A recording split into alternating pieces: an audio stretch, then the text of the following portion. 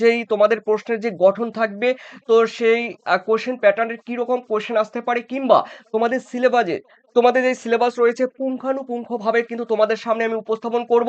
তবে এই syllabus wise তোমাদের কিন্তু যা যা তোমাদের বলা দরকার বা বলতে হবে সেগুলো অবশ্যই তোমাদের এই ভিডিওর মাধ্যমে আমি তোমাদের কাছে পৌঁছাবো। তো চলো দেখে নেওয়া যাক দ্বাদশ শ্রেণী। দ্বাদশ শ্রেণী রয়েছে দেখো 2026-27 সেশন, 4 সেমিস্টার।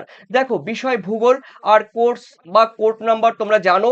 দেখো থিওরি বা তথ্য তোমাদের থাকবে টোটাল 35 নম্বরের, ঠিক আছে। আর 15 নম্বর তোমরা জানো প্র্যাকটিক্যাল বা অন্য। এরপরে রয়েছে দেখো তোমাদের সাব টপিক, এখানে রয়েছে ভৌত বা প্রাকৃতিক ভূগোলের মৌলিক ধারণা। এখান থেকে রয়েছে দেখো ইউনিট 1। আর এই ইউনিট 1 এর মধ্যে রয়েছে ভূ টেকটনিক মানে ভূগাঠনিক। দেখো এই গাঠনিক বা ভূ গঠনের মধ্যে তোমাদের কি রয়েছে, দেখো প্রথমেই রয়েছে ইউনিট 1 এর মধ্যে রয়েছে দেখো ইউনিট 1.1। এখানে রয়েছে দেখো সমুদ্রতল বা সমুদ্র তলদেশের বিস্তৃতি বা বিস্তার সম্পর্কে আলোচনা করতে হবে, অর্থাৎ সি ফ্লোর স্প্রেডিং। তো এই সি ফ্লোর স্প্রেডিং বা সমুদ্রের তলদেশের বিস্তার সম্পর্কে তোমাদের কিন্তু দেখো থাকবে কোয়েশ্চেন। তোমাদের জানো তোমাদের 4 সেমিস্টারে তোমাদের কিন্তু কোনো এমসিকিউ থাকবে না, তোমাদের 2 নম্বর, 3 নম্বর, 5 নম্বর। তবে 5 নম্বরের জায়গা তোমাদের 3+2 হতে পারে, ঠিক আছে। এটাও কিন্তু তোমাদের মাথায় রাখতে হবে, 4+1 হতে পারে, কোনো ব্যাপার নেই। এরকমই কোয়েশ্চেনের প্যাটার্ন এবং এরকমই হবে। এরপরে রয়েছে দেখো সি ফ্লোর স্প্রেডিং সম্পর্কে তোমরা জানো, রয়েছে হেরি হেস, রয়েছে রবার্ট ডিএ রয়েছে, তারপরে রয়েছে দেখো আলফ্রেড ওয়েগনার রয়েছে। এরকম অসংখ্য সায়েন্টিফিক বা ভৌগোলিক রয়েছে, সমুদ্রের তলদেশের বিস্তার সম্পর্কে ধারণা দিয়েছে।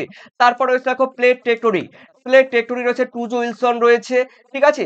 আরো রয়েছে যারা প্লেট টেকটনিক সম্পর্কে, ম্যাকেনজি রয়েছে, পার্কার রয়েছে। তো প্লেট টেকটনিক বা প্লেট টেকটনিক থিওরি সম্পর্কে তারা বর্ণনা করেছে, এগুলো পড়তে হবে। এরপরে রয়েছে দেখো সংশ্লিষ্ট ভূমিরূপ, মানে এই পাট মানে পাত গঠন কিংবা ভূ গঠনের সম্পর্কে। দেখো ভূ গঠনের ফলে কোন কোন ধরনের ভূমিরূপ গঠিত হয়, সেই ভূমিরূপগুলো কিন্তু তোমাদের করতে হবে। এরপরে রয়েছে যেমন তোমরা বলতে পারো অভিসারী, দুটি অভিসারী প্লেটের সীমানায় কোন ধরনের ভূমিরূপ গড়ে ওঠে, কিংবা দুটি অপসারী প্লেট সীমানায় কোন কোন ধরনের ভূমিরূপ গড়ে ওঠে, সেগুলো তোমাদের করতে হবে।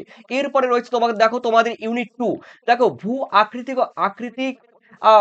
আকৃতিক প্রক্রিয়া, অর্থাৎ জিওমরফিক প্রসেস, অর্থাৎ ভূমিরূপগত প্রক্রিয়া। এখানে তোমরা ভালো বাংলা বলতে পারো ভূমিরূপগত। দেখো ভূমি ভূমিরূপগত ভূমিরূপগত প্রক্রিয়া। তো দেখো এই ইউনিট 2 এর মধ্যে রয়েছে বহির্জাত প্রক্রিয়া, তোমরা ক্লাস 10-এ পড়েছো। বহির্জাত প্রক্রিয়া মানে যেটা বলা হয় ভূপৃষ্ঠের কিন্তু বাইরে সংগঠিত হয়, এক্সোজেনেটিক প্রসেস। তো ভূপৃষ্ঠের বাইরে বলতে তোমাদের